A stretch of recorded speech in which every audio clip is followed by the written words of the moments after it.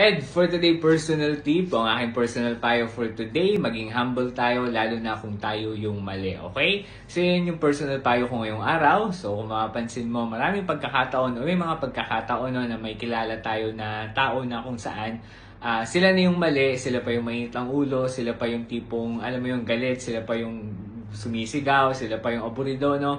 Na kung tutusin, alam nila sa sarili nila na sila yung mali, no? Kapag dumating sa pagkakataon na ikaw mismo sa sarili mo, ikaw yung nagkamali, ang pinapayo ko ay maging humble tayo, magpakumbaba tayo, aminin natin na nagkamali tayo, humingi tayo ng sorry, maging sincere tayo, no? Pangatawanan natin na nagkamali tayo. Kailangan maging humble tayo, no? Lalo na kung nasa mali tayo, no? Dahil kung alam nating mali, wag na natin paglaban, no? Pakumbaba na tayo, tanggapin natin at humingi tayo ng pagpapaumanhin. Kausapin natin yung tao kung sino man agrabyado natin, no? Kausapin natin, makipag-reconcile tayo, no?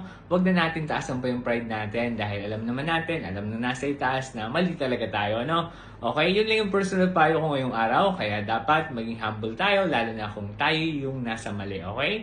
So kung nagustuhan mo tong video na to, at tingin mo makakatulong sa'yo o may sense yung sinabi ko, baka pwedeng pakilike ng video na to, pwede mo rin palang i-share, no? At kung hindi ka follower ni Ed for Today page ko sa FB, baka pwedeng pakilike and follow, pwede mo rin palang i-follow sa TikTok at i-subscribe sa YouTube. Yun lamang, salamat!